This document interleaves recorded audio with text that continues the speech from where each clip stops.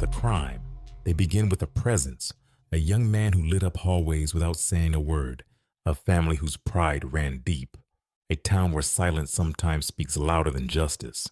In Valdosta, Georgia, where history lingers in the soil, a quiet storm was brewing. And at the center of it was a boy named Kendrick Johnson. Kendrick was just 17 years old, a student at Lowndes High School. He was quiet, but competitive, athletic, but humble. The kind of teenager who stayed in his own lane, focused on school, family, and sports. He played football, ran track. He had dreams of making it big. His family described him as respectful and driven, a mama's boy in the best way, the youngest of 5, the baby, but also a protector. In a town where black families often had to fight for visibility and voice, Kendrick was raised with awareness. He knew how the world worked, and yet, like so many black youth, he carried himself with hope. January 10th, 2013 started out like any other school day. Kendrick walked into Lowndes High with his backpack on and plans for the afternoon. He shared gym shoes with a friend, and it wasn't unusual for him to stash them in a rolled-up wrestling mat in the gym, a corner where students sometimes stored personal items. But that night, Kendrick never came home. His mother, Jackie Johnson, knew something was wrong. He wasn't answering his phone. He hadn't made it to his bus. She called the police. She waited outside the school. She prayed. And the next morning, January 11, her worst fears came true. At 10:30 a.m., students at Lowndes High discovered Kendrick's body, head first, inside one of those large vertical gym mats. His sneakers were off. One arm was by his side, the other was bent above his head. There was blood on the floor nearby and vomit in the mat, but almost immediately, investigators ruled out foul play. They called it a freak accident, said Kendrick had likely dropped his shoe inside the mat and suffocated while trying to retrieve it. But none of it made sense, not to his family, not to the black community in Valdosta, not to anyone willing to ask the hard questions, because Kendrick Johnson didn't just fall into a mat, he disappeared. And what happened next would uncover far more than just a death. It would expose a system unwilling to ask why. What happened after Kendrick Johnson's body was found didn't look like an investigation. It looked like a dismissal. Within hours, law enforcement concluded it was a tragic accident. They said Kendrick went into the mat head first to retrieve his sneaker and got stuck, upside down, until he suffocated.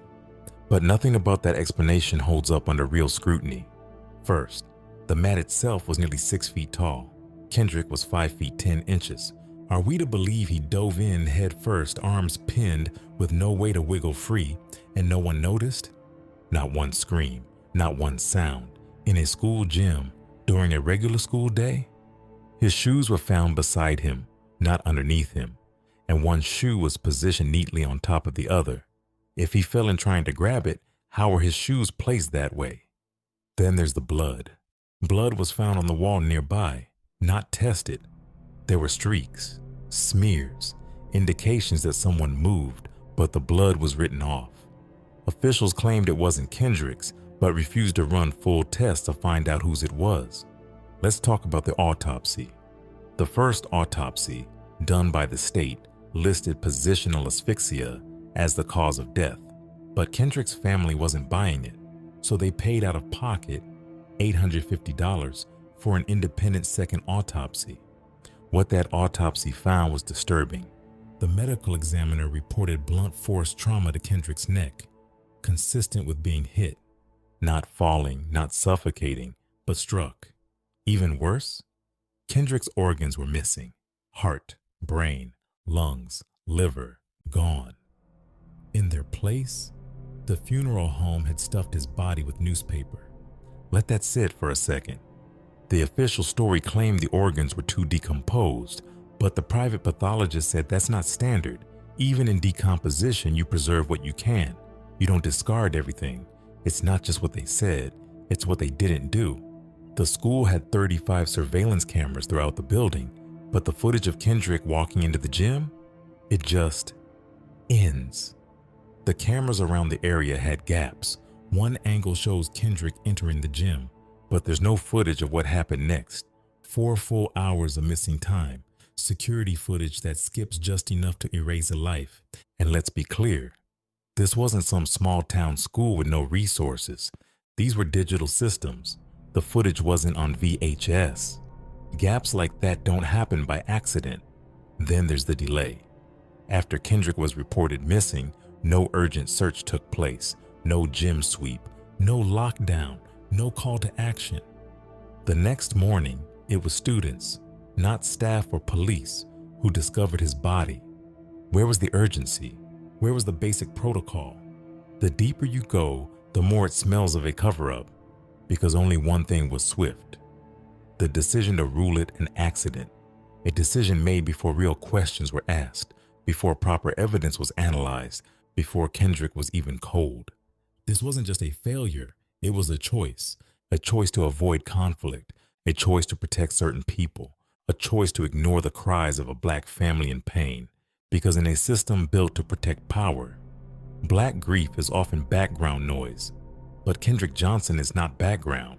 He's the main headline in a story that refuses to close.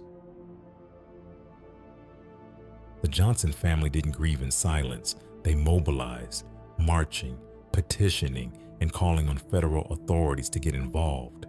Their outcry echoed far beyond Valdosta, Georgia.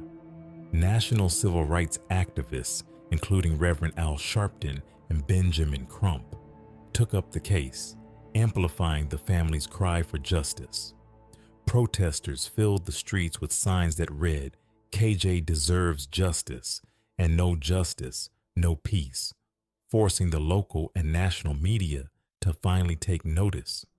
In response to the mounting pressure, the U.S. Department of Justice launched an independent federal investigation in 2013, aiming to review all aspects of the case, from the initial police response to the missing surveillance footage and autopsy discrepancies.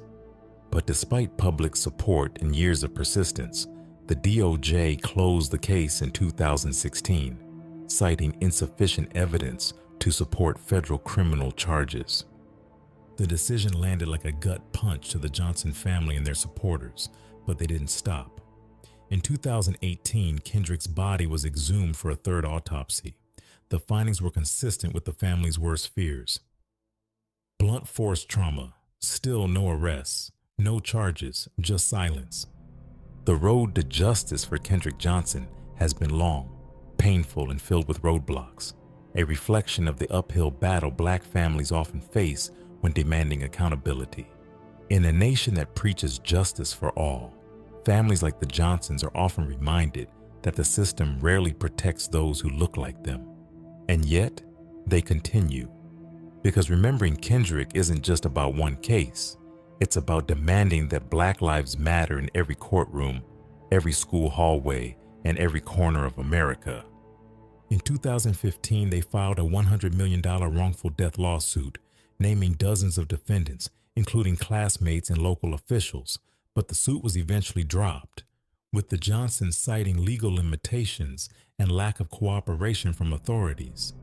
Their pursuit of truth, however, never wavered. It's not just the lack of accountability that burns, it's the silence, the collective indifference. Major networks stopped covering the story. Public figures moved on, and what began as a national outcry slowly faded into background noise, leaving the Johnson family to fight in the dark without a spotlight.